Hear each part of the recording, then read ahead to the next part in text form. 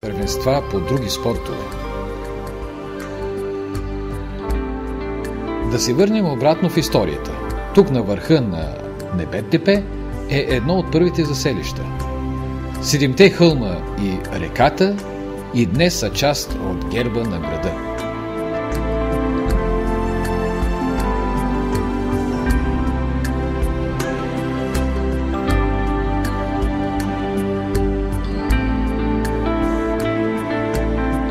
Историческите паметници доказват една история от повече от 7000 години. Когато тук е имало град, още го е нямало Рим, но са се зараждали Троя, Тива и Дамаск, кръстниците на Пловдив.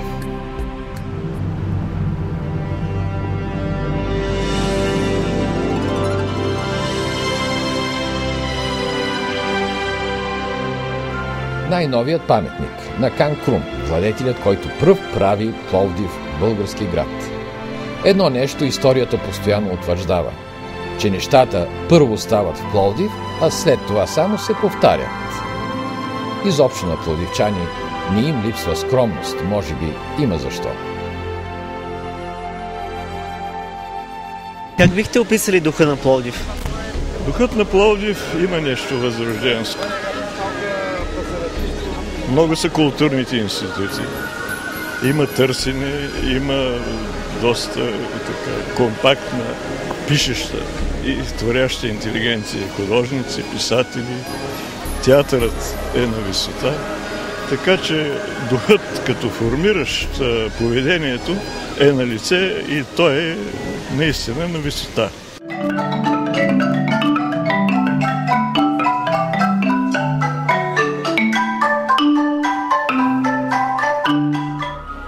Неповторимата пловдивска атмосфера създава истински творци. Вдъхновява хората на изкуството, които идват и от други градове и страни. Не случайно Пловдив беше признат за една от културните столици на Европа. Културният живот тук не стихва през цялата година, но през септември е неговият апогей. Тогава се провежда есенният салон на изкуството.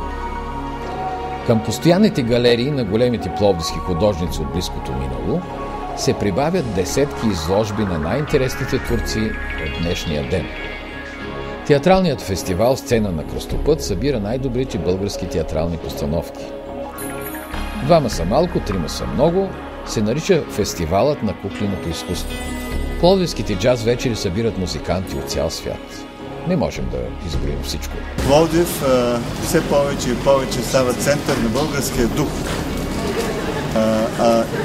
Има и мисъл една, че може да сме много богати, може да имаме палати, но ако нямаме дух, ние нямаме нищо.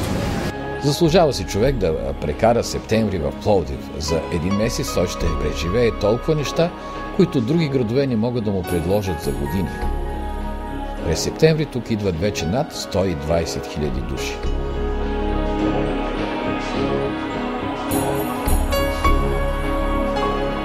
От празниците на духа към празниците на материята.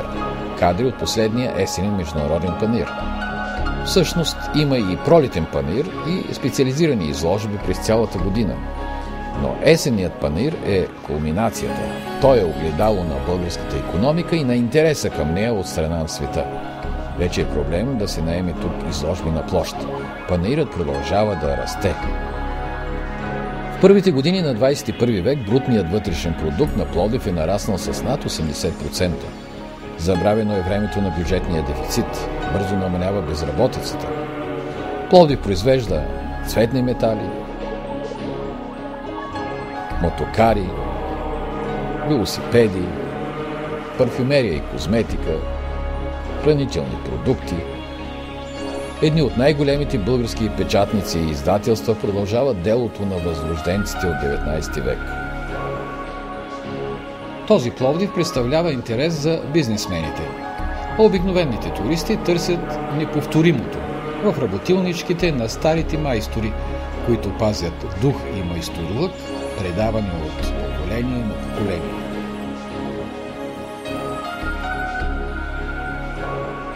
Пловдив е включен в Асоциацията на големите градове в Европа.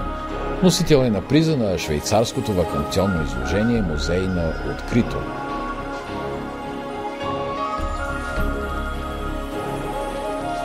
През първите години на новия век градът беше посетен от най-уважаваните религиозни водачи на света. От Истанбул дойде Вселенският патриарх Вартоломей. От Ватикана папа Йоан Павел II. Пловдивчани посрещат подобаващо именитите гости. Но не оставят и обикновения турист на произвола на съдбата. Модерни хотели и стотици уютни заведения гарантират незабравимо преживяване на гостите на града.